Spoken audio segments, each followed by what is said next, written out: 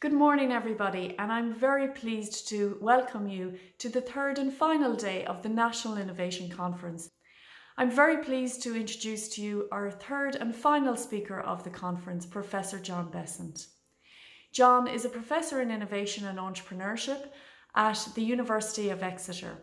Whilst originally a chemical engineer, he has been teaching, researching, and indeed consulting in the area of innovation for over 25 years now.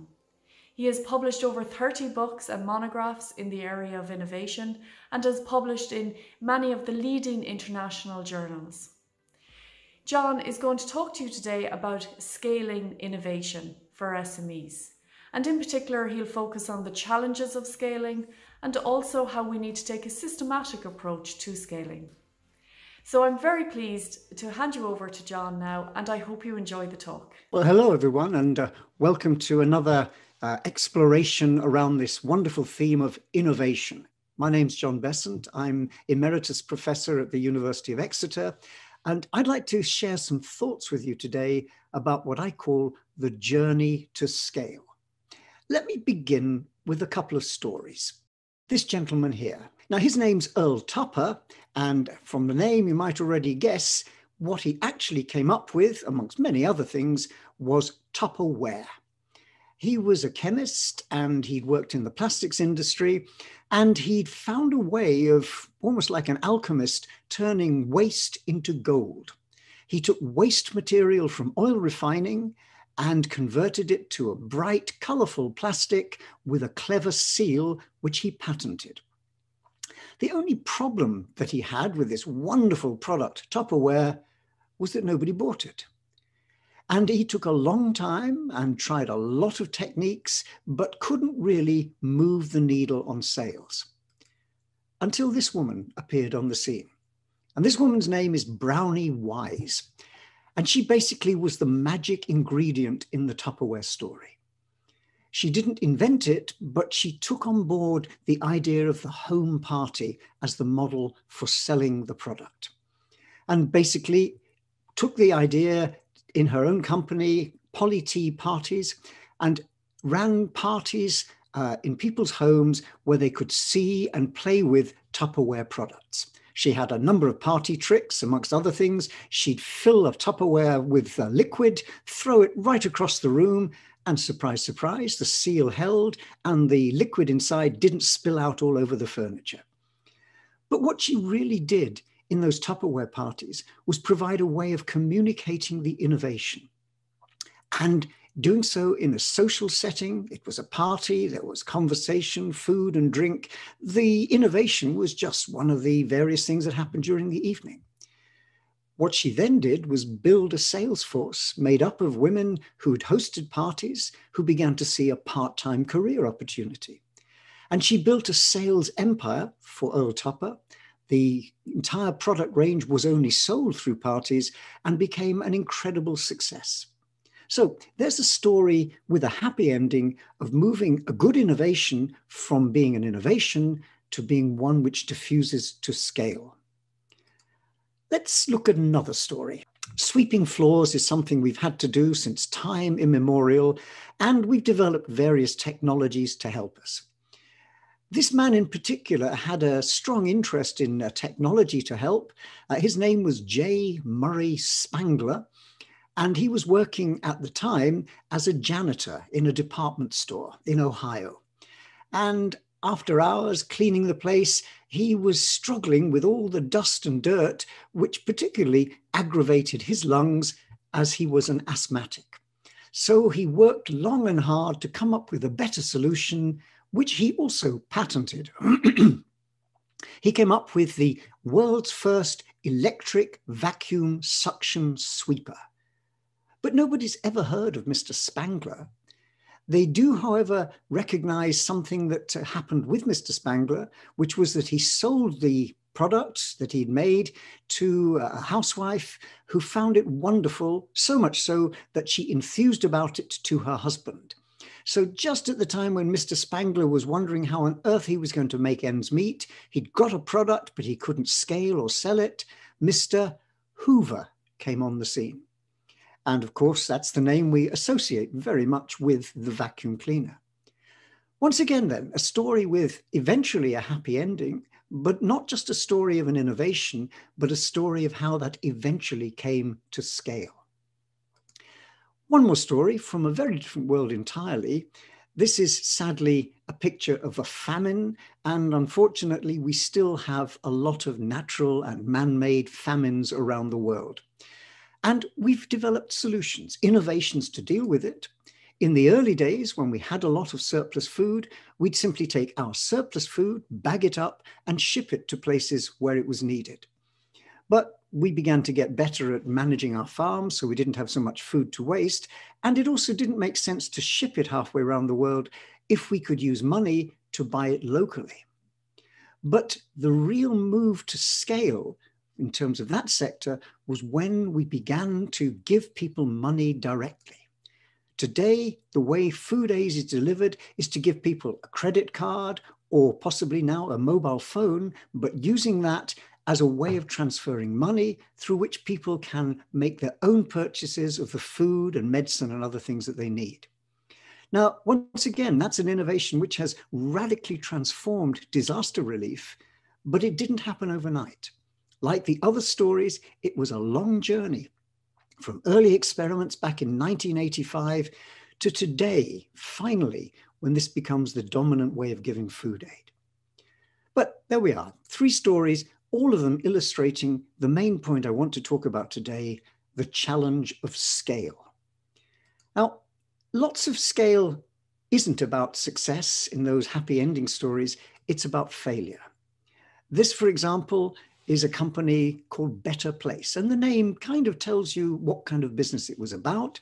It was the brainchild of an Israeli, Shai Agassi, who wanted to make the world a better place, particularly his country, Israel, but more generally the world through electromobility, electric cars. He had a wonderful idea, a very good idea for battery swap technology, and he was pretty good at selling, to the point that pitching his idea, he raised for its time in 2010, the most venture capital for a single new venture, around $200 million, and got the backing of the chairman of Renault-Nissan and the ex-prime minister of Israel. So a tremendous movement in favor of his idea, which unfortunately never moved to scale. This is another product. This one is a success. This was one of the first widely selling home computers back in the 1980s. This is the Sinclair ZX Spectrum. And as far as the UK is concerned, any boy of that age group at that time will almost certainly have had a Sinclair Spectrum and learned to program and essentially launched the home computer. The man behind that was Clive Sinclair. So a successful innovator, a very good electronics engineer, and someone who knew a thing or two about scale. But just knowing doesn't guarantee you succeed. This was one of his less successful ventures. This was an early attempt, again, at electromobility. This is a kind of cross between an e-bike and a small tricycle kind of motor vehicle. The Sinclair C5 completely failed for all sorts of reasons. It became almost a laughingstock. But it came from the same man as had given us the very successful home computer industry. So there's a big challenge in scale, and it's not just about making stupid mistakes. In fact, there's a wonderful museum in Sweden called the Museum of Failure, which is full of exhibits of innovations, many of them from household name companies, Apple, Coke, all sorts of companies, basically who, although they're normally successful, managed to have failures. One of my particular favorites, for example, is this from the Gerber company. Gerber, big name in baby foods, very successful food manufacturer, but not all of its innovations succeeded and certainly didn't move to scale. This was one which was developed with the nice idea that we're increasingly short of time, but we're therefore not necessarily getting the right kind of food at breakfast. So what about a jar of food you could quickly microwave and spoon your way through a delicious or otherwise meal of beef burgundy or Mediterranean vegetables? It's essentially baby food for adults. Perhaps not surprisingly, this one also failed to move to scale. But remember, these are not innovations that were simply ideas that failed. They'd gone through the development process, the test marketing and so on. They'd moved a long way down the road before they crashed on their journey to scale. So scale's important. But I'd also like to suggest that in the world of innovation and thinking about how we manage innovation, it's a bit of a Cinderella story. Innovation, as I've said, is about creating value from ideas. And we've learned a lot, and we've spent a lot of time in recent years worrying about the front end of innovation. We've got lots of tools and models to help us come up with ideas, to develop the venture, to test it out, to prototype. We're pretty good at the front end of innovation. But downstream, that longer journey to scale, to widespread adoption, perhaps that's been a bit neglected. It's a little bit like the Cinderella story, the one who quietly got on in the background, doing the stuff, keeping the house clean, while all the attention was focused on the two sisters and the big ball that they were going to. Now, the good news about innovation in this sense is that there's a lot of good information hidden beneath the ashes and dirt in which our Cinderella works. Basically, we do know quite a lot about this scaling question. And so what I'd like to do for the rest of this talk is just pick up very briefly 5 areas of insight, which might be worth rediscovering to help us think about our journey to scale. So let's begin with what's classically called diffusion theory. Effectively, what affects the S-curve? Innovations, as you'll appreciate, don't instantly happen from being invented to instantly being adopted by everyone. What happens is that over time, a few people try something out. If they have success, others look over their shoulders, say they like that, and gradually you have a pattern where more people adopt something, the curve accelerates, until in the end, as it tails off, it's just the few diehards who are very reluctant to adopt. Now, whether we talk about color televisions or new farming techniques or anything you like, innovations follow an S-curve. That, of course, begs the question, what affects it? And particularly if we're innovators, how might we make that curve as steep and as fast as possible? Well, this man could help us answer that question. His name's Everett Rogers, and it was his life's work to try and understand the diffusion of innovations. Why do people adopt new things? His book ran to several editions and essentially distilled thousands of different studies in many, many different contexts, but with the same question. Why do people adopt new things? How does this process work? And Rogers came up with a very elegant and simple model based on 4 sets of characteristics. A hugely important thing, accounts for perhaps 80% of the adoption behavior, is how we perceive the innovation. Particularly key characteristics: how much better is it than what it will replace? How complex is it? Can we understand it, or does it seem a bit strange? How visible is it? Seeing is believing, a very powerful way of convincing ourselves something is better. Being able to try it out before we have to fully commit. And really importantly, how well does it fit with our world? Now, these are powerful characteristics, a great checklist for thinking about any innovation, but the key word here is perceived. Beauty is in the eye of the beholder, and innovation, success, attractiveness, whatever, is very much in how we perceive things. The whole advertising industry is predicated on this. What advertisers try and do is tell us a story on TV or in articles, basically playing up the relative advantage, telling us how visibly this is much better than what it's replacing. This detergent washes whiter than white, giving us a chance to try things out, a trial size before we commit. In all sorts of ways, what advertising does is try and massage or shape our perceptions of an innovation's characteristics. So a great deal there to work with. But Rogers also looked at the people adopting and made the very obvious point that people aren't all the same in their attitudes to new things. Some like to adopt new things just because they're new.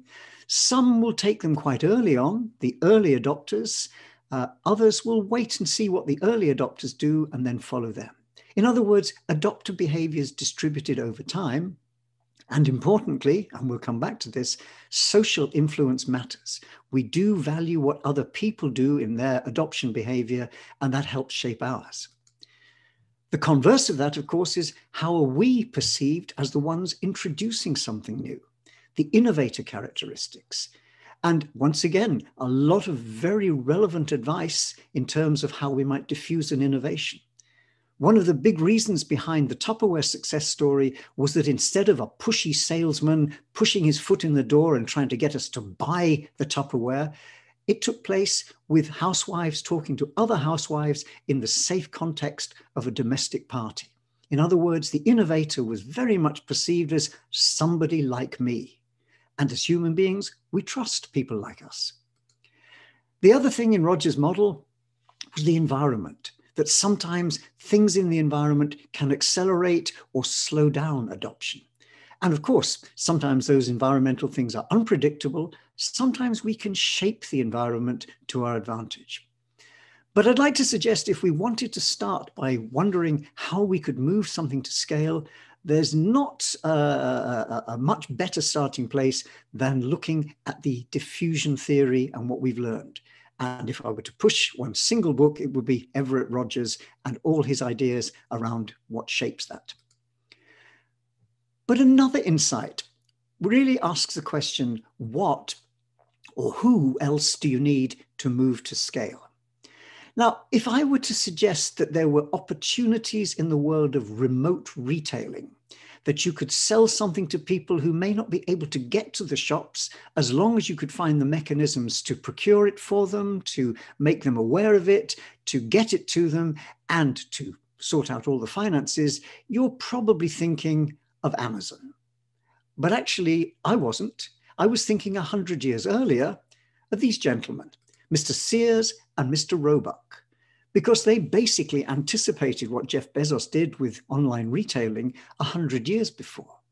The whole of the Sears Roebuck model was essentially about how to reach remote farmsteads and bring them anything they wanted through the vehicle of the catalog and beyond. But of course, the clever thing was not the idea, it was its realization. And in order to realize something like that, what you need are logistics skills. You need skills in advertising, in producing the catalog. You very much need skills in sales and distribution, making sure the stuff gets to people. And you've got to be pretty hot on the finances to make sure the cash flow works. You have the money before the product goes to the customer. So what they really did was pull together the complementary assets to make their system of innovation work, which is, of course, what Brownie Wise helped Earl Tupper do in terms of the Tupperware story. It's what Mr. Hoover did to help Mr. Spangler get his product to the real world. And it's what the middle gentleman here, Mr. Remington, did for the gentleman on the left, Mr. Christopher Scholes, who came up with the typewriter. Once again, the typewriter, another great idea, a proven invention, an innovation which had some small success. It moved to scale by getting in partnership with an organization, Remington, who knew about scale manufacture.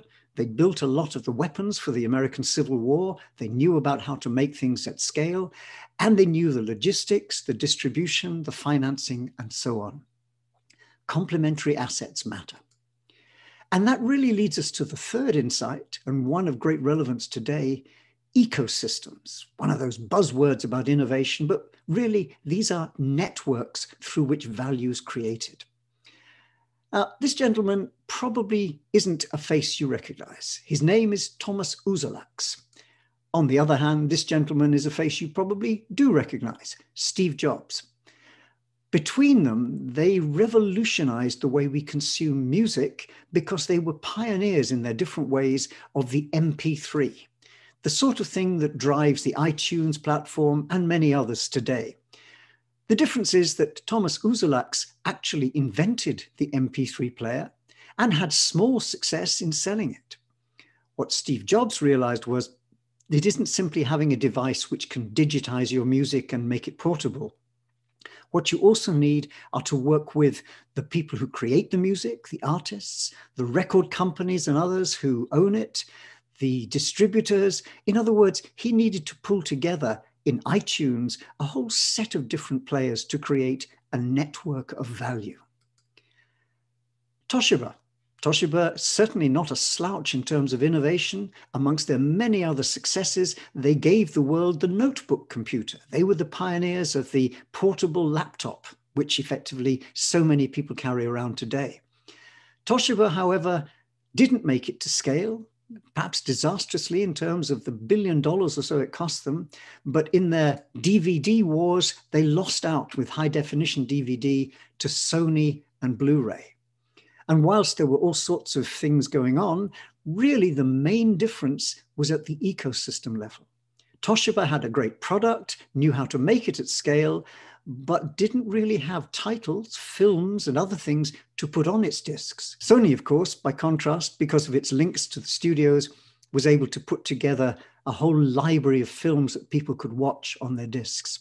In other words, they had the better ecosystem. Now, two names probably not familiar. The first is in Cyrillic, the word is Yandex, and the words underneath mean find anything or find everything. And Alibaba.com, something in China. Yandex speaks, of course, to the Russian-speaking world. Alibaba is hugely present in the China world, but they're basically versions of what we are more familiar with, Google, Amazon, platform businesses. And just like Google and Amazon, it's not about doing one thing. It's not just about selling books. All sorts of things operate across those platforms. Yandex has its version of Uber. It has a food delivery service. It has financial services, online retailing, all sorts of things, essentially networks of value. Not all delivered by the Yandex or the Alibaba or the Amazon company, but by people working on their platforms to supply a much bigger market. They are platform businesses, ecosystems of value. Toyota have been doing this for a long, long time. Toyota have built a very successful ecosystem of value around how it creates and gets a motor car to us. And that, of course, is not just about what Toyota as a company does, even though it's a big one. It's about the many, many suppliers. What Toyota was able to do was work with those suppliers to create shared value. And importantly, to continue to innovate across that network.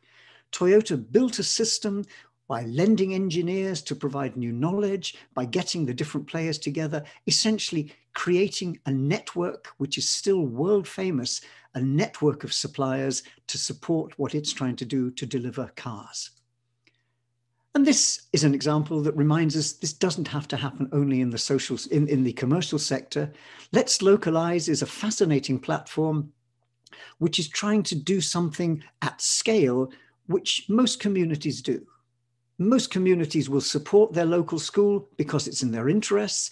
Schools have a need for resources, but also for parents' time, for equipment, for various other things. What Let's Localize does is say, let's bring the different players together. The schools, of course, the parents and their associations, local shops and businesses. Let's try and bring these different people together to meet on a platform and create shared value. And having done it for one school in one area, let's scale this across the whole of the country.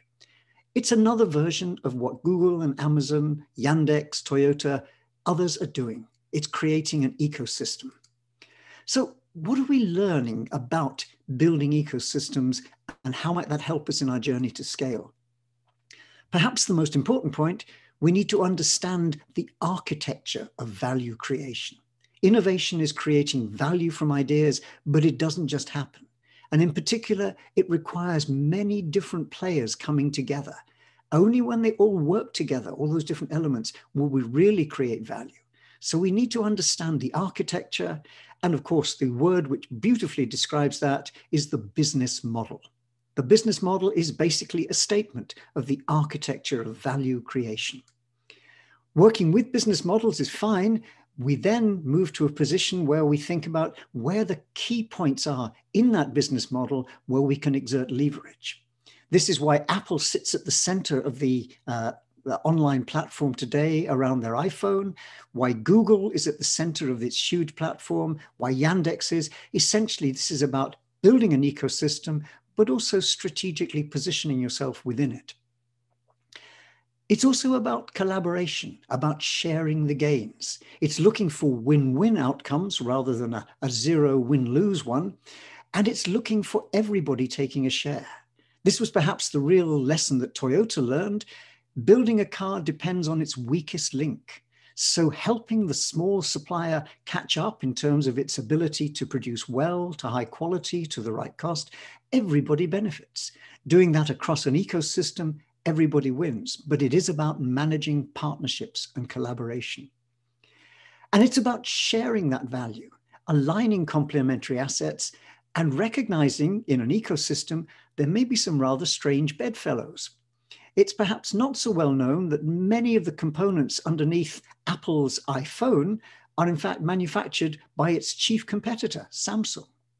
If you take Netflix, in the world of entertainment, a clear ecosystem delivering all sorts of valued experiences in our homes, but one of its big competitors in that world would of course be Amazon with its Prime offering.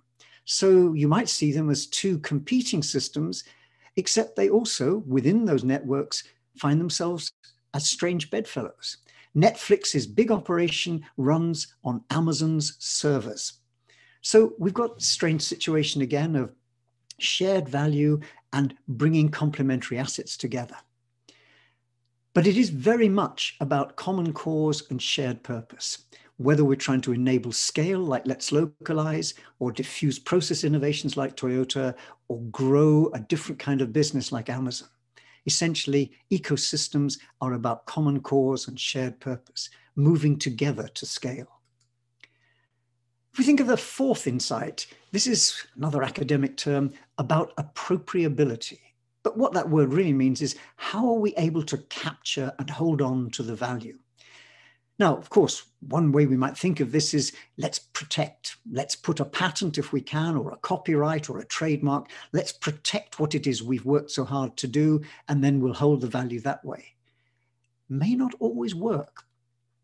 The MP3 that I mentioned earlier, which is the device or the software which allows us to have music wherever we go, essentially is something that was developed by the German Fraunhofer Integrated Circuit Research Group down in Nuremberg in Germany.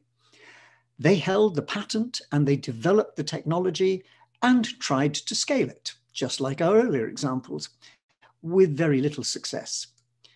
However, the people who did manage to scale it were these gentlemen, a small company called Nullsoft, which produced a player called Winamp, and very quickly realized that Winamp's big popularity was it enabled a lot of students and others to share their music, to make copies and to share all of it illegally. And Napster built a business further, moving very, very rapidly to become a key player, again, in the world of illegal file sharing. Now, what happened there was a move to scale where the control of the technology was not enough to move to scale. Instead, riding a wave of social movements around sharing files, a peer-to-peer world, did enable scale. Now, I'm not advocating for a moment breaking the law.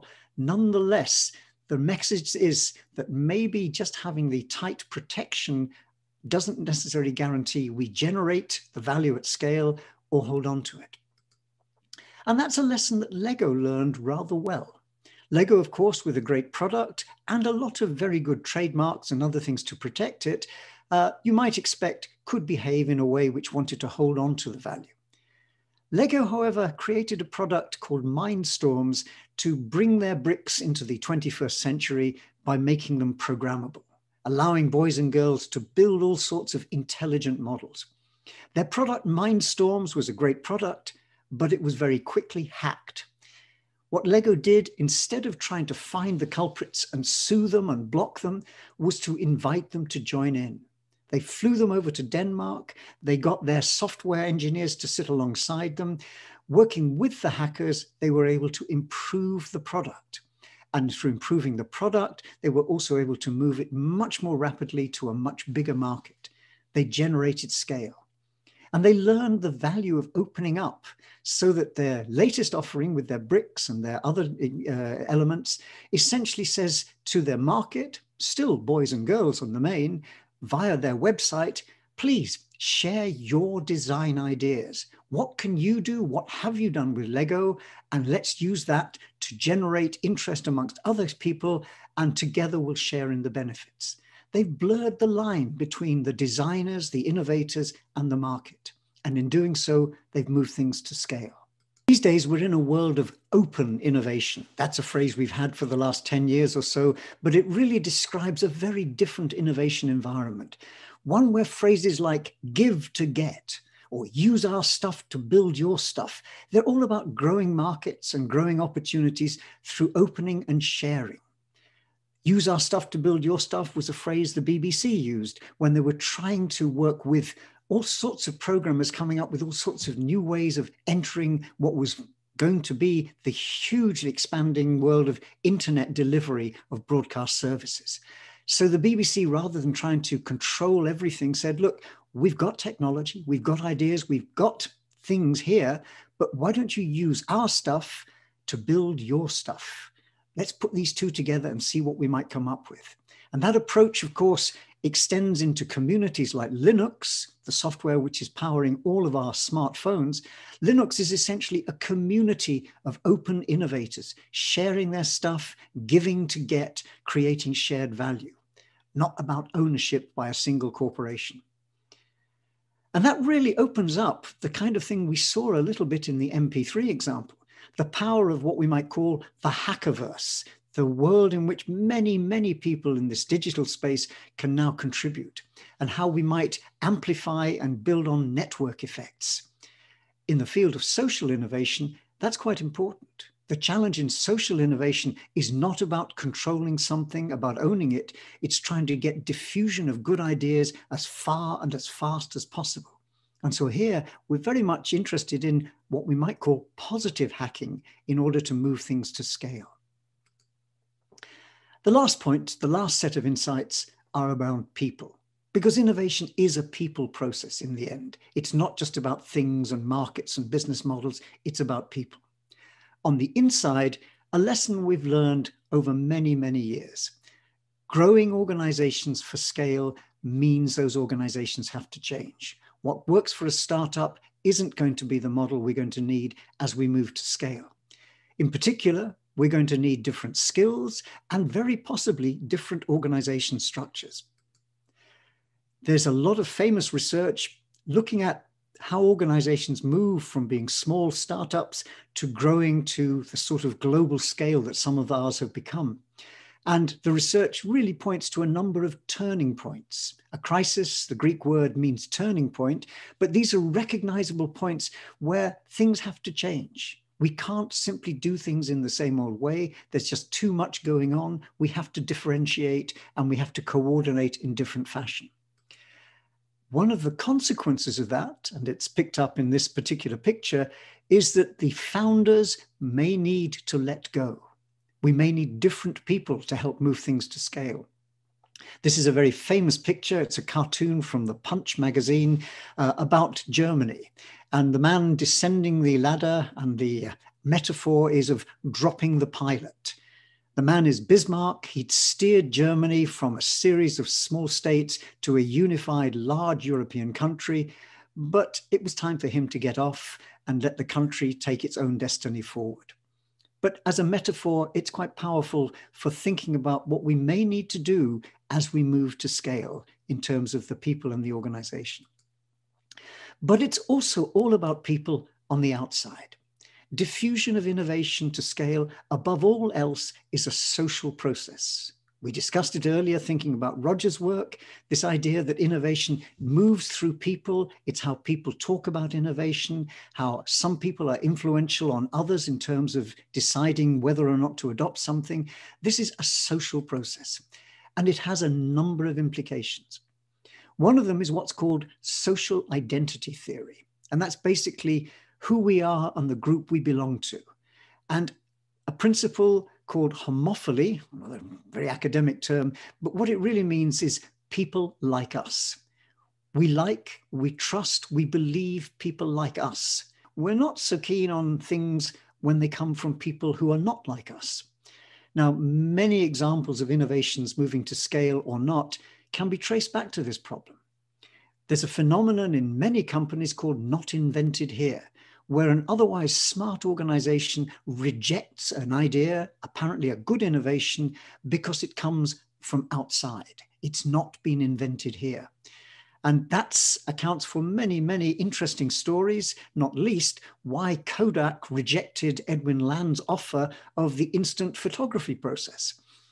But basically, not invented here can be explained in terms of organizations which tend to refer to themselves and the people like us, and which are less trusting of things coming from outside.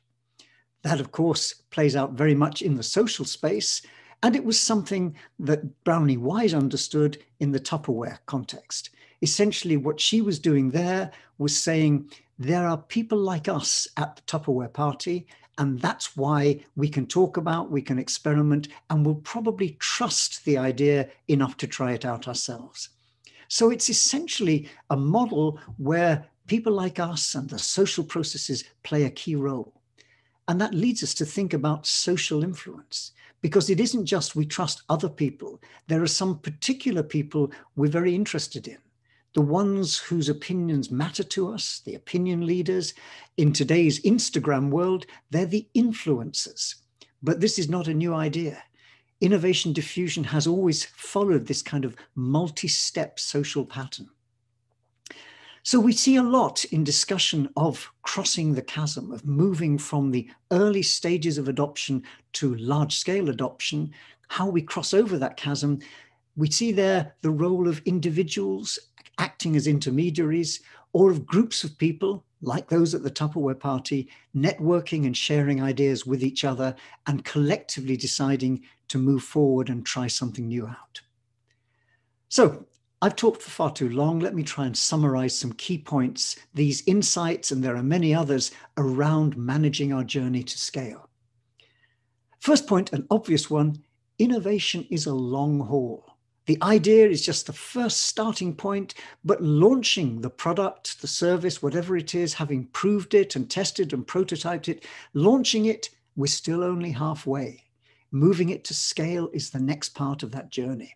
We need to have a plan for where we're going and how we're going to get there, who we need and when they come on board. We need a strategy just as much as we need that at startup, so we need it to help us with our journey to scale. And we talk a lot about crossing chasms or building bridges or putting stepping stones in place, essentially breaking down that challenge into manageable chunks and working out the resources that we might need to pull together to make that, or to construct that bridge or to cross that chasm. The good news, as I said from the beginning, we've got a lot of useful insights and approaches we can take from the past. But we do need not to simply pull them off the shelf and dust them off and use them. We need to explore them and extend them. How else might we use them, particularly in today's digital world where communication is so much faster and so much more widespread? And perhaps one of the key lessons as part of our process of moving to scale is the idea of the pivot. Instead of having the master plan and pushing forward, that is the way we're going, to probe a little, to move on to the next stepping stone and learn from what happens. Adapt our idea, to pivot, to keep the general sense of direction, but to change what we're doing. This idea of being agile and pivoting is absolutely central, again, not just in the startup development stage, but certainly in the journey to scale. So it's what we academics call the need for dynamic capability. Keep on stepping back, retuning, resetting, learning new tricks. So let me conclude by bringing this gentleman in to help make the final point. Learning isn't always easy. And this is my advisor here, Mr. Christopher Robin, and particularly Mr. Edward Bear, Winnie the Pooh, that's his proper name. The very first page of the very first book says something very powerful about this problem of learning. Here we have Edward Bear coming downstairs, bump, bump, bump, on the back of his head behind Christopher Robin, which is, as far as he knows, the only way of coming downstairs. But sometimes he feels there really is another way, if only he could stop bumping for a moment to think of it. That's the challenge. We do want to learn, of course. It's just rather difficult to do when we're out there bumping our heads. Thankfully, you've taken a little time to watch and listen to this. I hope that in the process, you've eased some of that pain of bumping your heads, and maybe there are one or two new insights that might help you in your journey forward. Thank you very much.